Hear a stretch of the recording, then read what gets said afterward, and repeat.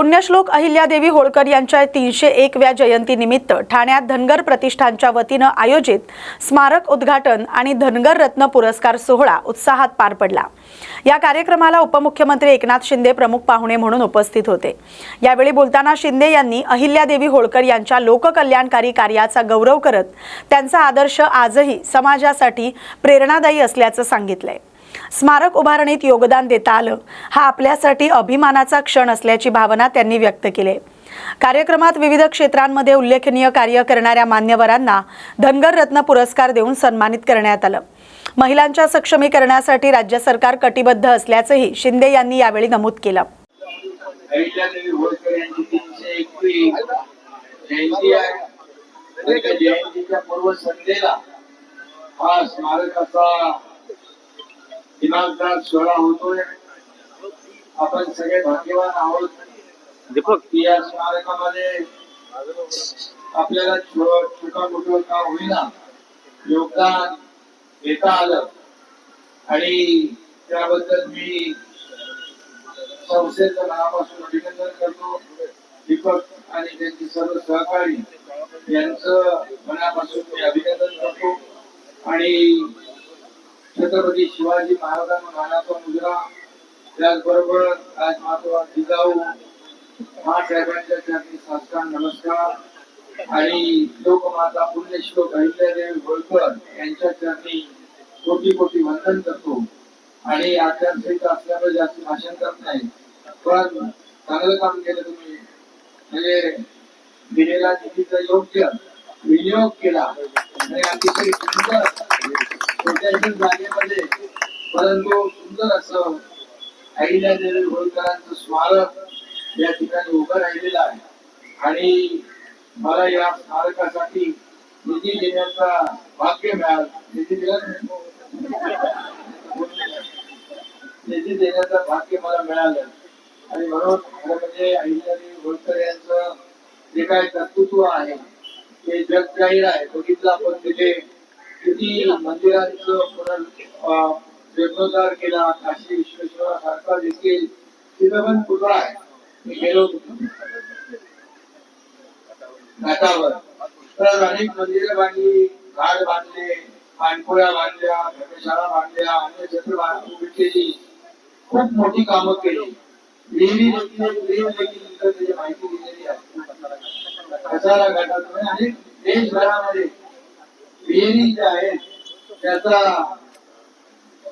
पुनर्जीवित केल्या आणि त्यांनी या खासदार मोजले आणि खरं म्हणजे आज या त्यांच्या खऱ्या अर्थाने कार्याला वंदन केलं पाहिजे आणि अगदी पूर्ण देशभरामध्ये त्यांचं जे महान कर्तृत्व आपण पाहतोय आणि त्यामुळेच मी मनापासून आपल्याला शुभेच्छा देतो। आणि त्याचबरोबर मी हेही सांगतो की जेव्हा मुख्यमंत्री होतो चोरडीला एक कार्यक्रम होता आपला जयंतीचा आणि त्याच व्यासपीठावर अहमदनगरचं अहिल्यादेवी नगर आपण केलं।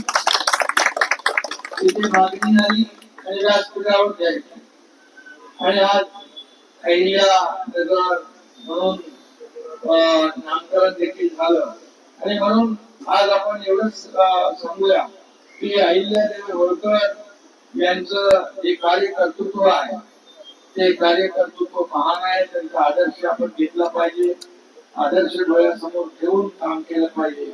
अगदी रस्ते, पूल, पायाभूत सुविधा आपण जेव्हा पाहतो ते त्यांच्या काळामध्ये त्यांनी उभ्या केल्या।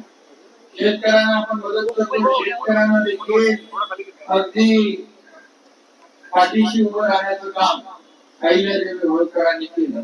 अशी अनेक कामं त्यांनी केली आणि त्यांची राजवट जी पाहिली कल्याणकारी राजवट आपण आदर्श राजवट त्यांच्या माध्यमातून पाहिलेली आहे। आणि मग महिलांना देखील आता आपण लाडक्या बहिणीच्या माध्यमातून आपण सक्षम करतोय। प्रधानमंत्री मोदीजी देखील महिलांना आत्मनिर्भर आत्मसन्मान मिळवून देत आहे।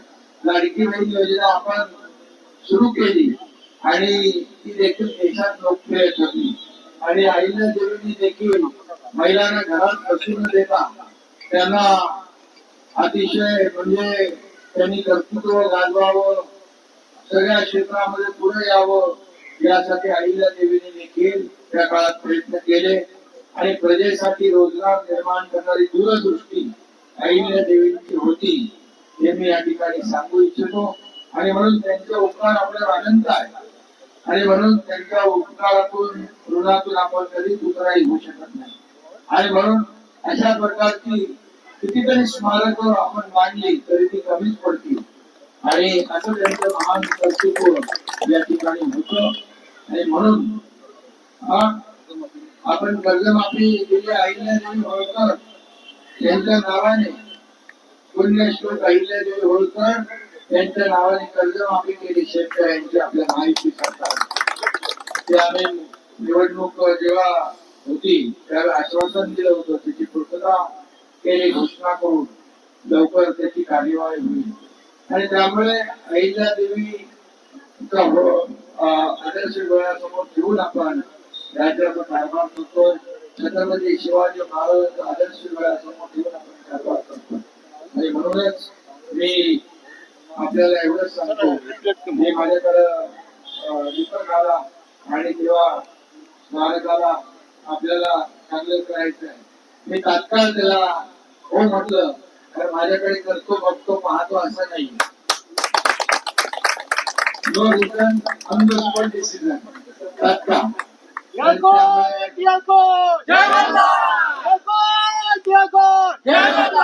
म्हणून मी जास्ती काय बोलत नाही. आचारसंहिता आहे पण शुभेच्छा आपल्याला देतो आणि सगळ्यांना मनापासून या सर्व अहिल्या देवींच्या लेकरांना, लाडक्या बहिणींना, लाडक्या भावांना खूप खूप शुभेच्छा. धन्यवाद. जय हिंद, जय महाराष्ट्र.